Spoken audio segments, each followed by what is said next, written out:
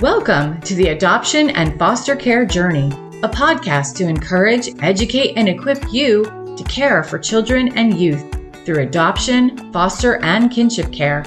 Hosted by an adoptive mom with over 22 years of kinship and adoptive parenting experience. She's on this journey with you. Please welcome Sandra Flach. But they delight in doing everything the Lord wants. Day and night they think about, meditate on His law, His word. They're like trees planted along the riverbank, bearing fruit each season without fail. Their leaves never wither, and in all they do, they prosper. That is Psalm 1, verses 2 through 3. I am your host, Sandra Flach. Welcome to the Adoption and Foster Care Journey, where I have the honor of encouraging you and equipping you for your unique parenting journey. I'm a mom, too, with over 35 years of experience as a parent, 26 of those years as an adoptive mom. So I get it. And my husband and I, we have 5 kids who came to us through adoption, 1 kinship, and 4 adopted internationally, a sibling group of 4. And the youngest 2 from the sibling group diagnosed with fetal alcohol syndrome. So, we get the ups and the downs and the challenges on this road. And I really hope that you will find this podcast an invaluable resource for your journey, because it is certainly a podcast I wish I had back in those early days when there really wasn't a whole lot out there for us. And we were just slogging through, So I hope you'll enjoy it. Before we get started with today's message, I do have a reminder about an announcement I made last week. On the last episode, the Adoption and Foster Care Journey now has our own social media pages. So please like and follow the Adoption and Foster Care Journey on both Instagram and Facebook. Previously, we posted everything under our Justice for Orphans pages. And we still do post the video version of this podcast to the Justice for Orphans YouTube channel. So you can watch the videos there if you want to watch and see, what my hair looks like today. Super curly, I might add. And I'm not going to go down that rabbit trail, but we really wanted to have a place on social media where we focus on these topics that are so important to us foster and adoptive parents.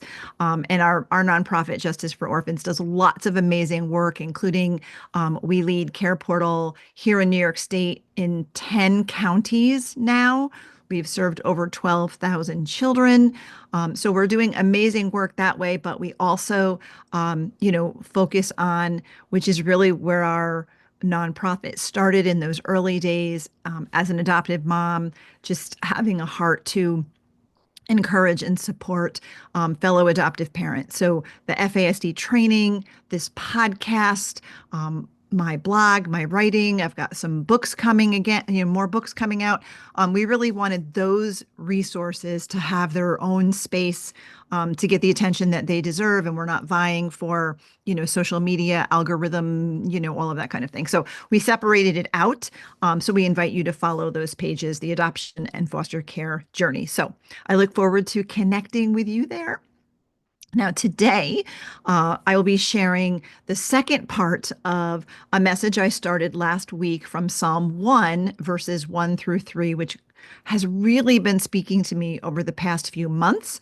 Last week, we focused on the vital importance of extending our roots down deep into the living water. As it says in Psalm 1, we are like trees planted along the riverbank.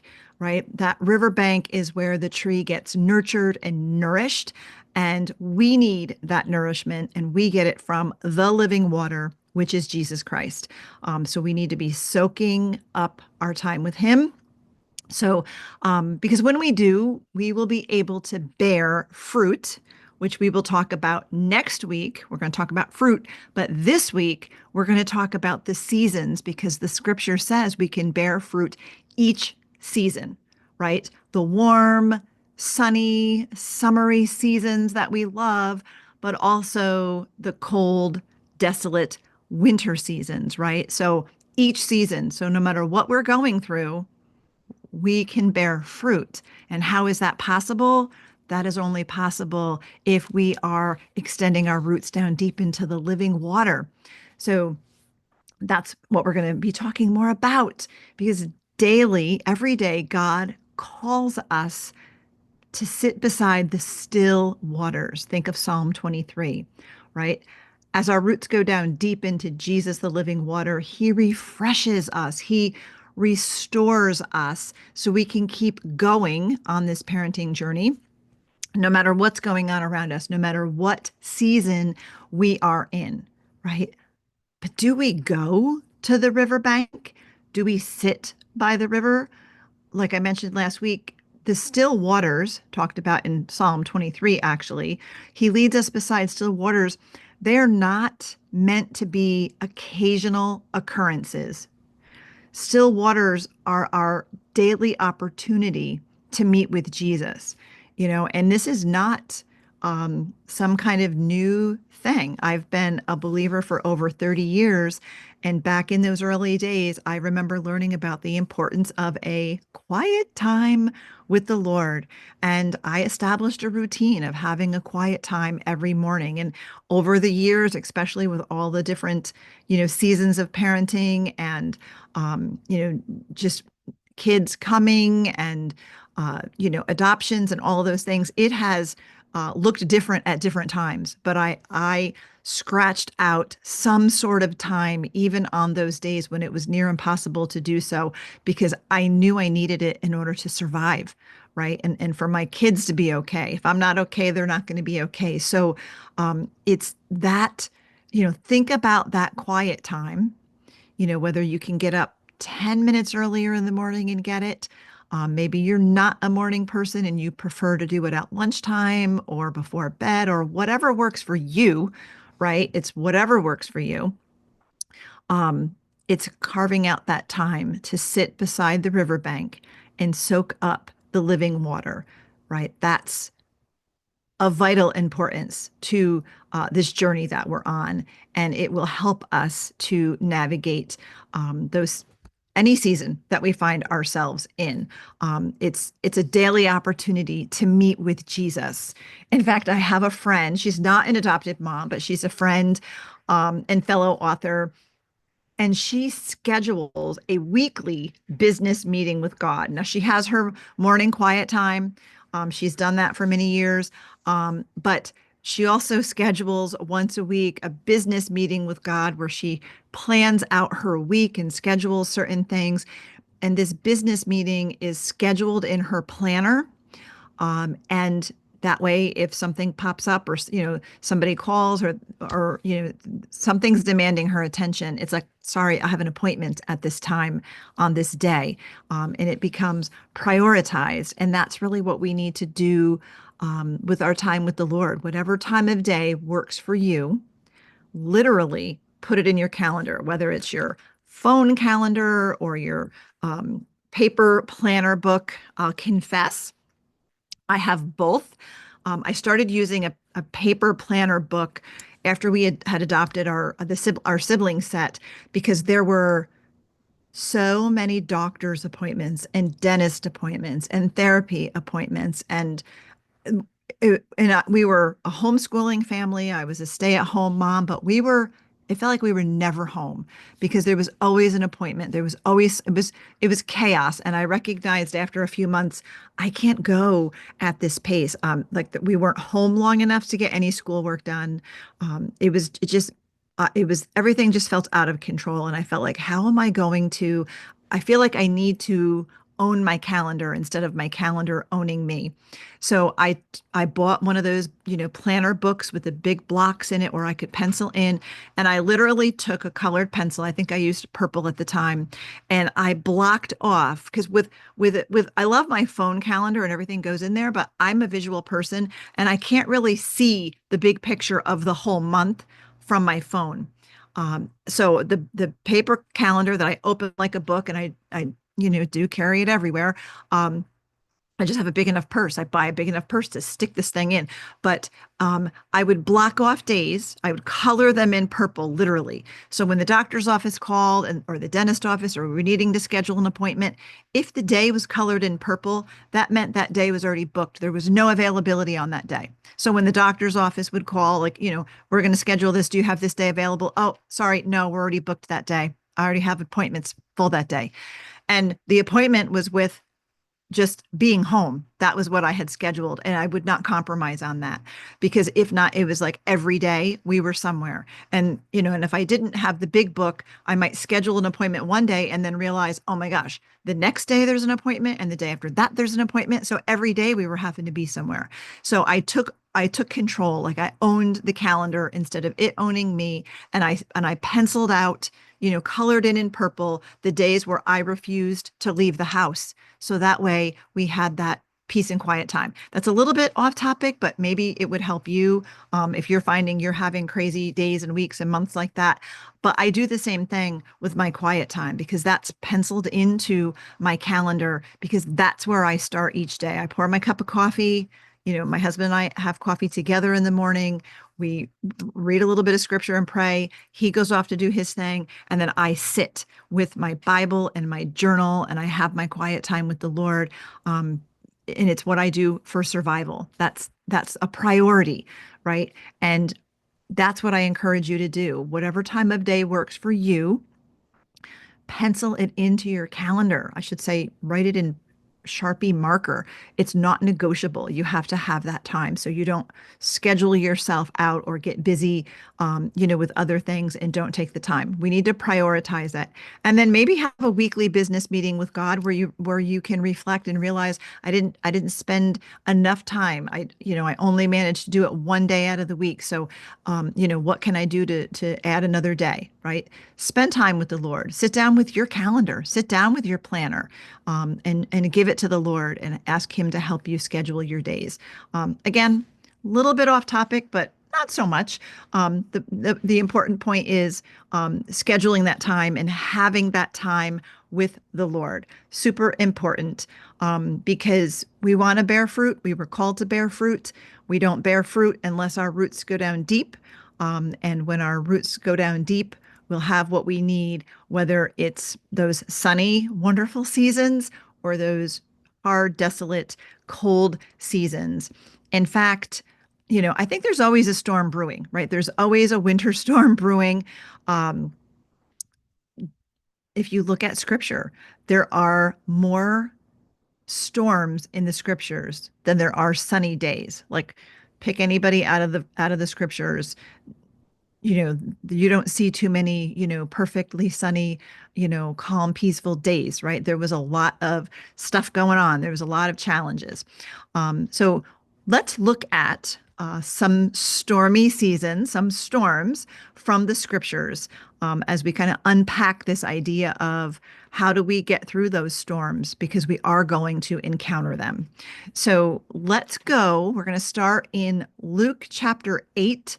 And I'm going to read to you verses 22 through 25. And I'm going to, got to look them up here because I did not open my Bible in advance. So let me go with you to Luke chapter 8, verses 22 through 25. And this is where Jesus calms the storm. And it says in 22, one day Jesus said to his disciples, let us go over to the other side of the lake. So they got into the boat and set out, and as they sailed, he fell asleep.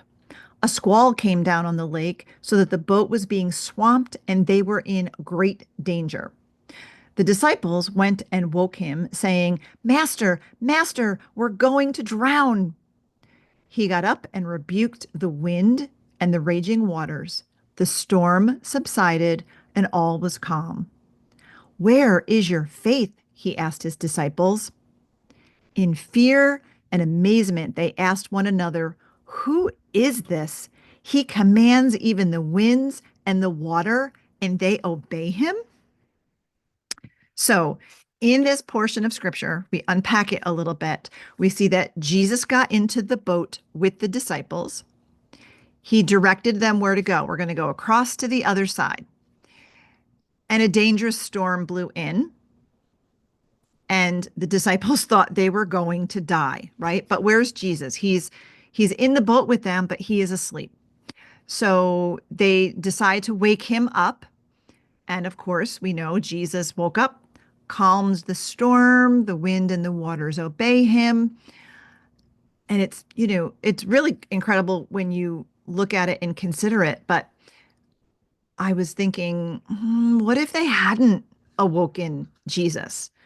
What if they ran around doing whatever it is they do in a storm or in a crisis and just forgot he was in the boat with them? Because I do that. Do you?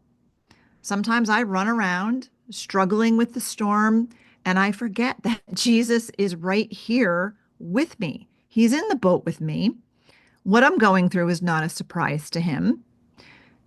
When we daily, intentionally dig our roots down deep into the Word of God, the living water, we'll be less likely to forget that Jesus is in the stormy seasons of life with us. And our faith will grow when we're looking to him and we're trusting him and he's strengthening us and we feel his presence and we know he's there. There still could be a storm, but he's going to be right there with us, guiding us through the storm.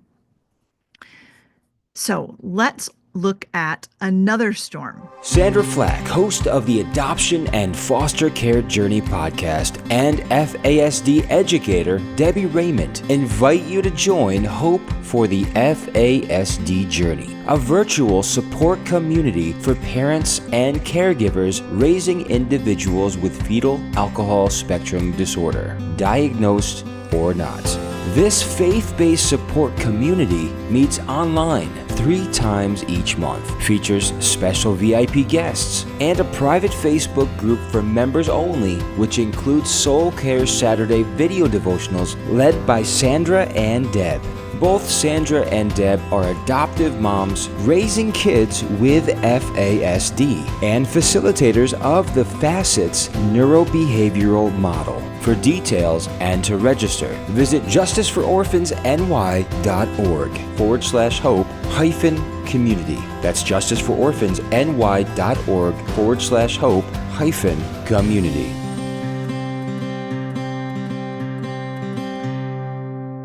So this one is in Jonah, right? We find Jonah in a storm, and I'm going to read this one as well. So let me look up Jonah. We got to run over here to the Old Testament, and we're going to go to Jonah chapter 2, verses 3 through 10. And this is Jonah. You hurled me into the depths, into the very heart of the seas, and the currents swirled about me. All your waves and breakers swept over me. I said, I have been banished from your sight, yet I will look again toward your holy temple. The engulfing waters threatened me. The deep surrounded me. Seaweed wrapped around my head. You ever feel like that? To the roots of the mountains I sank down. The earth beneath barred me in forever. But you, Lord my God, brought my life up from the pit. When my life was ebbing away, I remembered you, Lord, and my prayer rose to you, to your holy temple. Those who cling to worthless idols turn away from God's love for them. But I, with shouts of grateful praise, will sacrifice to you. What I have vowed, I will make good. I will say, salvation comes from the Lord. And verse 10, and the Lord commanded the fish, and it vomited Jonah onto dry land. So Jonah is in a storm, kind of his own making, right? He was not being obedient to the Lord. He was literally in over his head. He got, thrown overboard, and that fish swallowed him up, and he's in the belly of the whale. Seaweed wrapped around his head. I love that visual because sometimes I feel like that. And then all of a sudden in verse 7 of chapter 2, verse 7, Jonah remembered to involve the Lord. He remembered to pray. All of a sudden, there he is in the belly of the whale, lamenting, his struggle and the storm and where he was at in life. And then he remembered, oh yeah, I can pray. And in verse 8, the Lord responds and he speaks to the fish. And we see in verse 10, the fish vomited Jonah out onto dry land. So I feel like it's, worth noting, we don't want to become fish food, or worse yet, vomit, sitting by the riverbank, soaking up the living water every day will guide us through the storms of life, and I think could quite possibly keep us out of the belly of the whale and prevent us from becoming, vomited up on the shore. But regardless, the Lord is with us. He's with us every step of the way, and he's with us when all seems lost and hopeless. I'm sure that Jonah, I can only imagine finding yourself inside of a fish, you're pretty sure it's over and that you're not going to make it. But he cried out to the Lord, and the Lord rescued him. So finally, we'll look at our last storm, and we're going to go back to the Gospels. We're going to look at John chapter 6, and we're going to start in verse 16. So let me hop over there. If you're not watching, I'm looking up my verses on my Bible app, so you don't hear pages turning, but I am in the Word, and I'm going to go to John chapter 6, and we're going to start in verse 16, and we find another storm brewing, and I'm going to read 16 through 21. When evening came, his disciples went down to the lake, where they got into a boat and set off across the lake for Capernaum. By now it was dark, and Jesus had not yet joined them. A strong wind was blowing, and the waters grew rough. When they had rowed about 3 or 4 miles, that is far, they saw Jesus approaching the boat, walking on the water, and they were frightened. But he said to them, "It is I. Don't be afraid." Then they were willing to take him into the boat, and immediately the boat reached the shore where they were heading. So again, we find the disciples in some rough waters. They'd rowed 3 to 4 miles.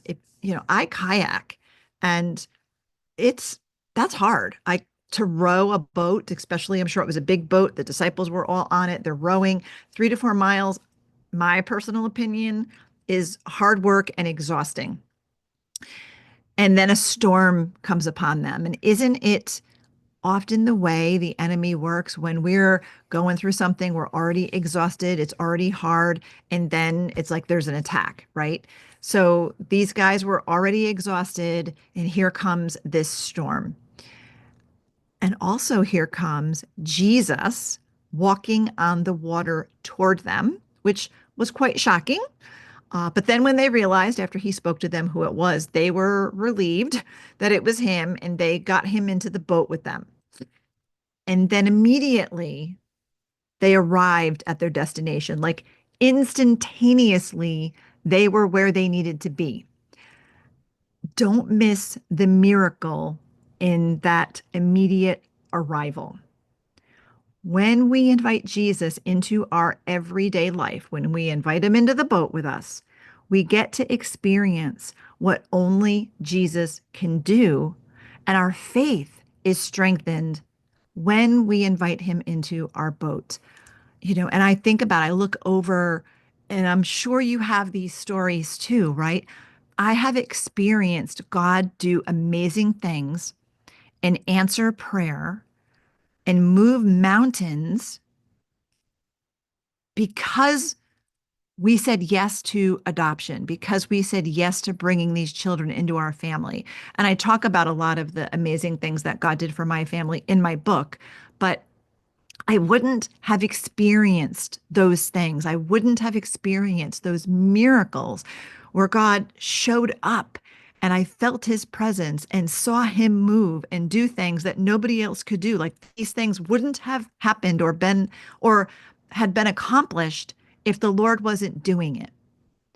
So even though it's hard and even though there's a lot of storms, in all of that, I have experienced God moving mountains, opening doors, accomplishing things I couldn't accomplish on my own.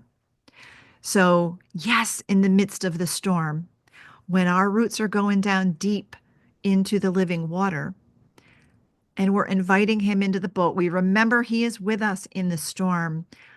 We get to experience Jesus and all that he does for us. Because we all experience storms, right? We are parenting kids with trauma histories, prenatal exposure. It is hard. Our kids they've been through hard things. And as they navigate life moving forward and we're walking with them and we're trying to help them, um, it's hard. It's hard on our families. I have a kiddo that was, chose made a lot of bad decisions as a young adult, was homeless for a short period of time, was in and out of a lot of very bad relationships. A kid who was in the psychiatric hospital for, a few days and just I had a kid who was cutting. Like there are these hard things, right? I have kids who are prenatally exposed and have been in dangerous situations. Uh, you know, maybe so we've got that. Those are storms. What we're walking through with our kids, we're walking through a lot of storms. And then some of us have adult kids, adult biological kids, and they don't necessarily get our our kids that we brought in through adoption or foster care who've experienced this trauma or who are prenatally exposed, right? So now we're parenting completely different and it can be hard. And I've got an adult biological child who his family doesn't do holidays or things like they haven't been to our house in 3 years because they don't want their children. Because now I'm a grandmother, and if you're on this parenting journey and you are a grandparent also, you probably can relate. If you aren't there yet, it could be something that's coming because I would have never in a million years thought that we would be walking through some of the stuff that we were walking through. But I have adult children and they have children and they don't want their little children around, some of my children, adopted children. So it makes for some stormy seasons and really difficult times. Our marriages can struggle, right? Because sometimes we might not be on the same page, right, with our spouse, or even other family members. We're not on the same page. They don't understand what's going on. We might not agree on how to parent. It causes a lot of stress and a lot of strain. Our own mental health, we can suffer from blocked care, right? There are a lot of stormy seasons that we walk through as foster and adoptive parents and kinship caregivers. But like with the disciples and Jonah that we looked at, God is with us in this storm. And when we extend our roots deep into the living water every day, we will experience his presence in the storm as he leads us through the storm. The living water is what helps us to bear fruit in every season without fail. And as we do, our faith will thrive. So this week, I invite you to take some time each day to sit by the riverbank, to soak up the living water, write it on your calendar, prioritize it, schedule it, whatever you got to do to make it happen and to get into a consistent routine with the Lord. I promise you, the more intentional, the more consistent you are, the more you will go from barely surviving and withering like a withering tree to a thriving, flourishing, fruit bearing tree, no matter what season you are in. So, next time, we'll finish the series in Psalm 1 by looking at the fruit we will bear. So, I hope that you will tune in next week, right here, when we will look at the fruit. So, I thank you for listening to the adoption and foster care journey today. I hope you were inspired and encouraged by this message that I shared. In addition to encouraging you through this podcast, I also want to equip you for your parenting journey. You heard in the little commercial about our Hope for the FASD Journey support community. I tell you that that is the most precious time that I to be able to be with. It's mostly moms. We have a dad or two that tunes in, but to be together with moms who are on this really difficult journey in the storms. We've got kids. Some of us have little kids. Some of us have young adult kids. Not all of our kids are diagnosed. We just highly suspect that they have an FASD, but to just link arms and encourage one another and pray for one another. It is a precious time. So that is one of the resources that we have for you. But of course, I also offer the FASD training and the one-on-one parent coaching.